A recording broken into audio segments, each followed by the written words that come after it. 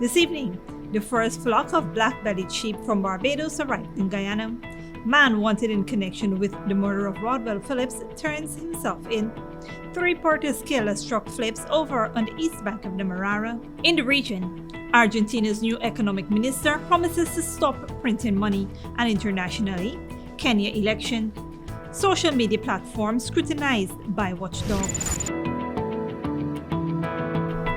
Welcome to another broadcast of Channel 2's Headline News Update. I am Baby Bacchus. Thank you for joining us. One day after the Ghana Police Force issued a wanted bulletin for 48-year-old Alex Ned of La Penitence Public Road, Georgetown, he turned himself in at the Ruimveldt police station. On Tuesday, August 2nd, the wanted bulletin was issued for Ned in connection with the killing of 33-year-old Ruimveldt Phillips, whose lifeless body was discovered lying face down with several chop wounds on the La Penitence Public Road with a cutlass near to his body on August 1st. Ned, who was accompanied by his lawyer on Wednesday, reportedly confessed to killing Phillips. In the statement, Ned allegedly told police that he was in front of his home with a friend when Phillips approached them and started to chat with the friend. Ned said he left and went to his shop but returned when he heard Phillips making threats about him. He further stated that a scuffle ensued and Phillips dealt him a cuff to his face. During the fight, he said Phillips bit him. He then reached into the waist of his pants for a knife and stabbed Phillips, who collapsed and died. Ned claimed he escaped and went to a place in Lombard Street where he disposed of the murder weapon. He then went to the Georgetown Public Hospital Corporation to receive medical treatment for his injuries. A postmortem examination conducted by Dr. Nyal Singh on Wednesday revealed that Phillips died due to a stab wound to the heart. Ned remains in custody pending charges. 3 porters lost their lives last evening after their truck toppled on the east bank of the Mourant. Esther Sobers has more details. 3 porters lost their lives as the truck they were traveling in toppled off the Kurukuru Public Road, East Bank, Danrara. Police are investigating the circumstances surrounding the fatal incident that occurred on Wednesday, August 3rd. The 3 porters who died in the tragic accident are Michael Edwards of Tamari Base Road, Wilfred Phillips, and Alicia's Squad, both of Pomeroon River, Essequibo. Up to present time, the men's ages were unknown. According to police report, around 11:30 p.m., the motor lorry proceeded north along the western side of Kurukuru Public Road, East Bank, Danrara. The driver alleges that he saw something run across the road from east to west in front of him and pulled left to avoid collision and lost control of the motor lorry. The left side wheel collided with a barranca, causing the vehicle to turn turtle several times down a ditch on the western side of the road. As a result, the 3 deceased men who were seated on top of the same utility poles in the tray of the lorry were all pinned down at the bottom of the vehicle. The injured men received assistance from the police and public-spirited citizens who took them to the Diamond Diagnostic Center in an unconscious condition. They were all seen and examined by a doctor on duty who pronounced them dead on arrival.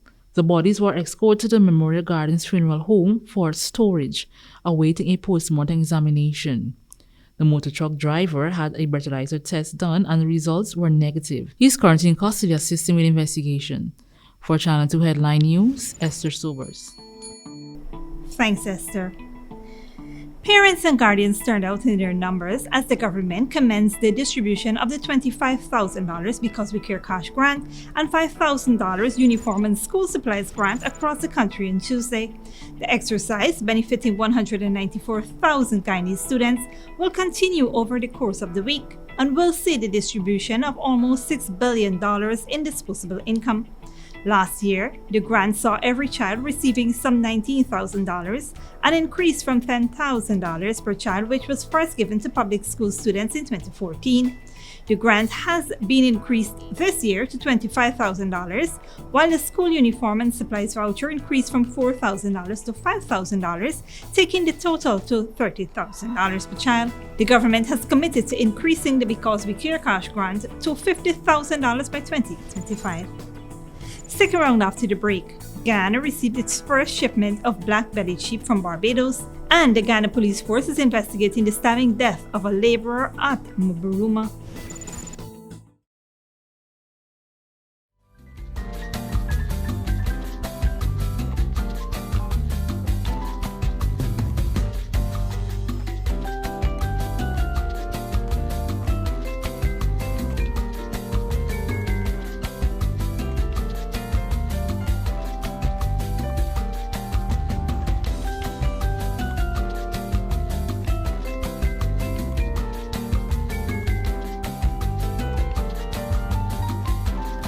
Traveling soon? Then come into John Lewis Styles on Waterloo Street and let's help you choose the right set of luggage. You can choose to buy 3-piece luggage sets, or separate pieces, but the sets are always a better deal. Either available in soft poly, or ABS hard side material, with 4-wheeled spinners, and in many colors too. Also available are carry-on luggage, computer bags, duffel bags, backpacks, travel pillows, blankets and lots more to make your trip enjoyable. John Lewis Styles. Simply different. Good girl forget things. What's the problem, Granny? I want money for borrow for do a surgery. I was dancing and I fall and fracture my hip. If you need some quick money, you should check Lender's Jewelry and Pawn Shop. Lender's Jewelry and Pawn Shop, Lot 238 South Road Border, Georgetown. Get jewelry made to order in just 72 hours. We also accept vehicles. Lender's, best rates, longest payback period. Boys, I get through. Plus, I could dance again. Lender's Jewelry and Pawn Shop.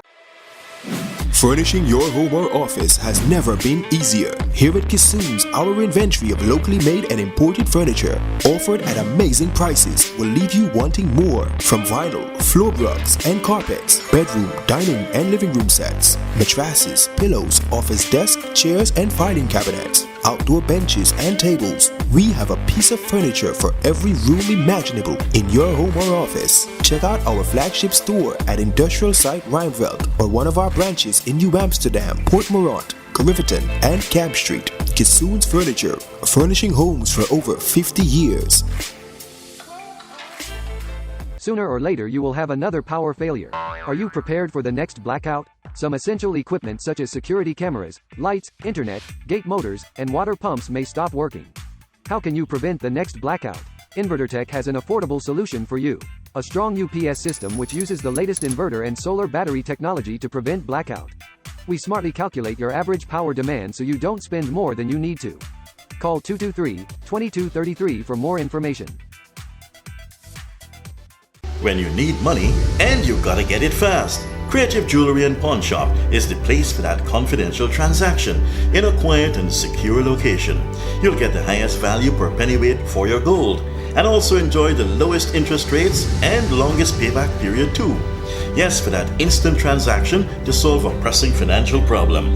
That Creative Jewelry and Pawn Shop, 46 Boyle Place, that's between the Ministry of Housing on Brickdam and White Castle Fish Shop. Be your first and only choice. Creative Jewelry and Pawn Shop, safe and sound, solid and secure, always there for you. Telephone 231-7878 and 223-8955. Welcome back. Police ranks Regional Division 1 are investigating an alleged murder committed on 18-year-old laborer Jude Cristiano at Kumara Waterfront, Mabaruma Northwest District on Wednesday, August 3rd. Inquiries revealed that around 2 a.m., Cristiano and two males were seen arguing. As the victim tried to run away, both males gave chase after him and started to beat him. An eyewitness told police that one of the men pulled out a knife and stabbed the victim to his neck, causing him to stumble and fall. The man then escaped in an eastern direction, leaving the victim lying motionless.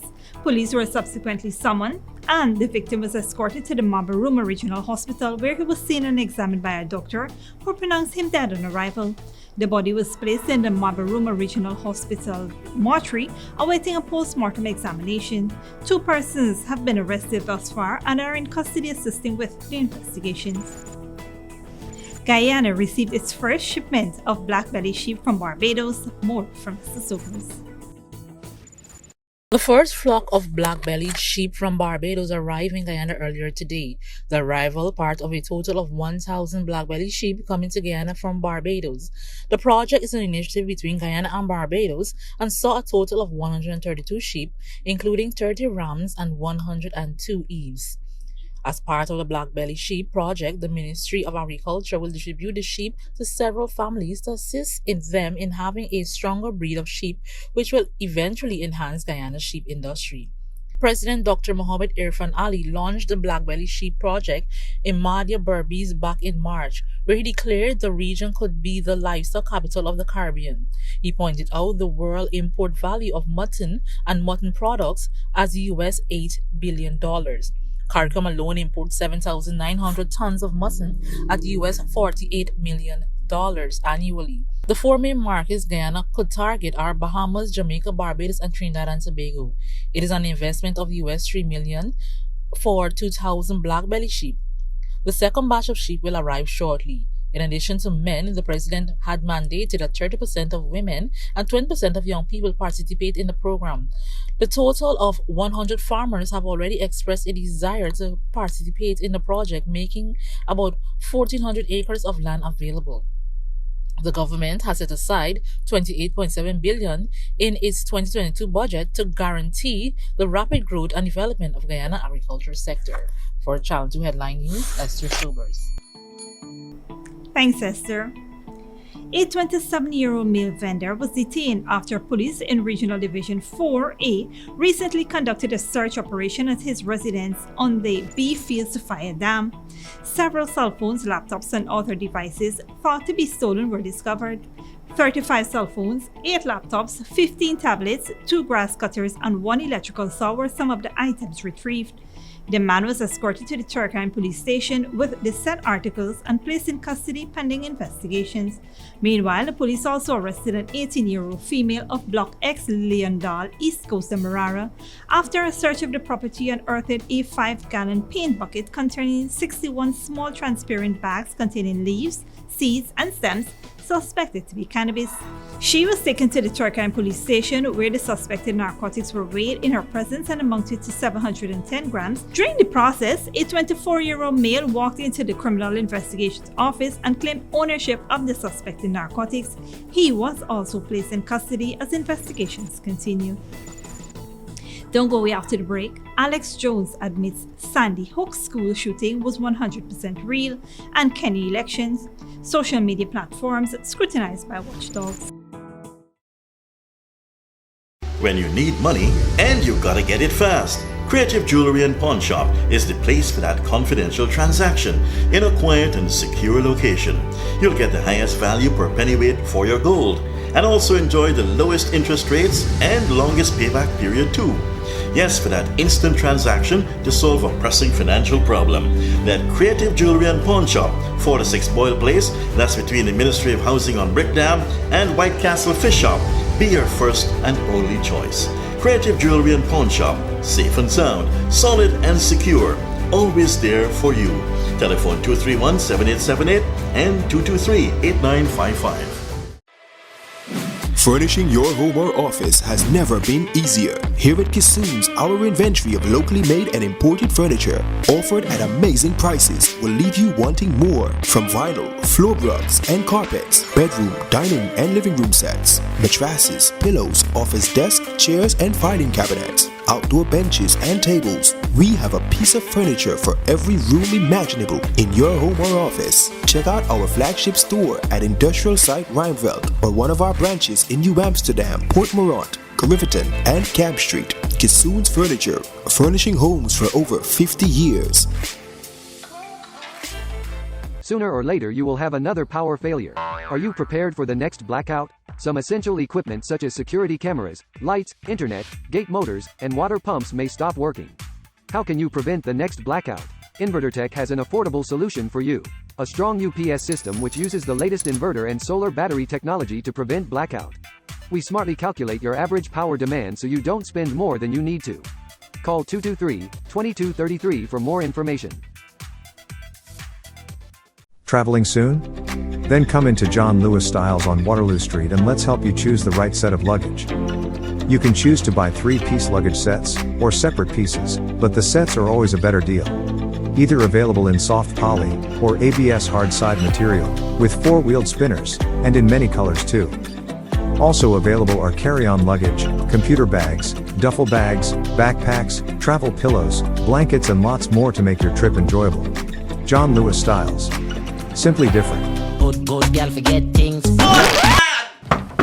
What's the problem, Granny? I want money for borrow for those surgery. I was dancing and I fall and fracture my hip. If you need some quick money, you should check Lender's Jewelry and Pawn Shop. Lender's Jewelry and Pawn Shop, Lot 238 South Road Border, Georgetown. Get jewelry made to order in just 72 hours. We also accept vehicles. Lenders, best rates, longest payback period. Boys, I get through. Plus, I could dance again. Lender's Jewelry and Pawn Shop. Welcome back. Here now is Esther Sobers with today's regional and international news. Good night. We now look at regional news. Argentina's new economy minister, Sergio Massa, pledged Wednesday night to stop printing money that helps fuel runaway inflation, outlining his strategy to turn around the country's deepening crisis. Al Jazeera Teresa Bo reports. He's the third economy minister in a month. Sergio Massa faces the difficult task of tackling Argentina's economic crisis. He's a seasoned politician who plays a crucial role in the ruling Peronist coalition, formed by President Alberto Fernández and Vice President Cristina Fernández de Kirchner. We have several issues to resolve and we need to work towards resolving them. There is no magic solution and it won't happen overnight, but we need to tackle inflation, loss of income, lack of stability, and problems that working people face. Massa will be in charge of the Ministry of Economy, Agriculture and Production and will implement measures that will reduce the fiscal deficit, increase exports and promote agro-industry, oil and gas exploitation and the knowledge economy. Argentina is in the middle of an economic crisis, with inflation close to 70% a year. Groups representing the informal sector have been taken to the streets on a weekly basis to demand more government assistance. The middle class says high inflation and exchange rate controls make it difficult to make ends meet. Many have lost hope. I don't think anything is going to change because there is no trust in the government. You don't know who rules. It's a disaster, the economic situation. There is uncertainty about everything. Sergio Massa was chosen to carry out the tough but necessary reforms to reduce Argentina's soaring inflation rate, but also to rebuild this country's debt-ravaged research. But his biggest challenge will be to restore the faith and credibility in the government of President Alberto Fernández. But there are no guarantees that Massa won't face tough opposition from his own powerful Vice President, Cristina Kirchner, who has been challenging many of President Alberto Fernández's economic policies, including a $40 billion agreement with the IMF. Martín Tetaz is an economist. He says the government needs to do much more. To control inflation, you need an independent central bank and a government that cannot touch it. That's how you fight inflation, and that's how countries in the region do it, except Argentina, where there is an ideological debate on how to fight inflation and how to carry out the necessary reforms to improve the economic situation. Many believe Sergio Massa, known locally as the Super Minister, has enough authority to start fixing Argentina's economy. And for now, he seems to have more power than the president. Teresa Bo, Al Jazeera, Buenos Aires. In the US, conspiracy theorist Alex Jones has said he now understands that it is irresponsible of him to declare the Sandy Hook Elementary School massacre a hoax and that he now believes it is 100% real. Al Jazeera Rosalind Jordan reports. Long after the 2012 Sandy Hook School massacre, Alex Jones called the deaths of 20 children and 6 adults a hoax. A plot, he said, to expand gun control in the United States. That was too much for many of the children's families. They sued Jones, a high-profile conspiracy theorist, for libel. The official story isn't true. Now, a jury is deciding how much Jones should pay in damages to one of the families. On Wednesday, prosecutors revealed Jones apparently didn't turn over all of the evidence required during the original trial. They announced they had a copy of every text and email from Jones's mobile phone about Sandy Hook, material they say they just received from Jones's lawyers. That is how I know you lied to me when you said you didn't have text messages about Sandy Hook. Did you know that? I told you the truth. This is your Perry Mason moment. The judge told the jury to ignore the lawyer's allegation, but to remember that Jones had been uncooperative during the original trial. Jones tried to apologize to the families for his earlier claims while testifying on Tuesday. It's 100% real, as I said on the radio yesterday, and as I said here yesterday. It's 100% real, and the media still ran with lies that I was saying it wasn't real on air yesterday. It's incredible. They won't let me take it back. They just want to keep me in the position of being the Sandy Hook man. This isn't the end of Alex Jones's legal problems. At least 3 more families are waiting to find out just how much he'll have to pay for denying their children were murdered. Rosalind Jordan, Al Jazeera. And internationally, rights campaigners in Kenya say social media has been used to promote false information and hate speech ahead of next week's presidential election. Platforms such as Facebook say they have taken action to prevent it, but critics say the measures are falling short. Al Jazeera Malcolm Webb reports. Kenya's Electoral Commission has started trucking ballot papers to polling stations from this warehouse in the capital, Nairobi. Rights groups say the democratic process faces a sinister and hidden threat on social media. Odanga Madung has used digital tools to document coordinated misinformation campaigns on Facebook, Twitter and TikTok. The extreme end, you've got, doctored recordings and what we like to call information warfare, where people are recording audios of each other and leaking them. You've got very clear attempts at incitement and hate speech and just usage of hateful rhetoric and visual imagery to try and sort of ramp up people's emotions. Some of the content uses images and videos from 2007, when more than 1,000 people were killed in violence that followed that year's vote. The Electoral Commission says this time it's on track to hold a free and fair election. Preparing the materials and running a poll is just part of it, but it was after the election 15 years ago a disputed result led to waves of ethnically targeted violence. Since then, the role of social media has exploded and the ways in which it's used or misused have developed. And that's why rights groups are concerned in the event of a disputed result. They're worried about what kind of messages political leaders might send to their supporters. Out on the campaign trail, candidates are talking less about ethnicity and more about policy than in past elections, including how to tackle the soaring prices of food and fuel. Deputy President William Ruto is one of 2 main contenders for the presidency. His main rival is former Prime Minister Raila Odinga. Both candidates' campaign teams deny spreading the problematic social media content, but both say the other side could be doing it. Business for social media companies is booming in Kenya, but rights groups say they're not doing nearly enough to monitor and remove dangerous content. The government agency responsible for preventing inter-ethnic conflict has said Facebook could be suspended in Kenya if it doesn't act. By the time we're calling out a specific entities because repeatedly they're not abiding by what they're supposed to abide by. They have the capacity, they have the means to do it and the capacity to do it. Just all the work is the will to do it. So we're just giving them a little motivation. They're like, yo, I need to do what you're supposed to do. The government has since said Facebook won't be suspended. Its owner, Meta, says it's taken extensive steps to remove hate speech, including automatic detection and content monitoring teams. But rights groups say these measures don't go far enough. Malcolm Webb, Al Jazeera, Nairobi, Kenya. Thanks, Esther.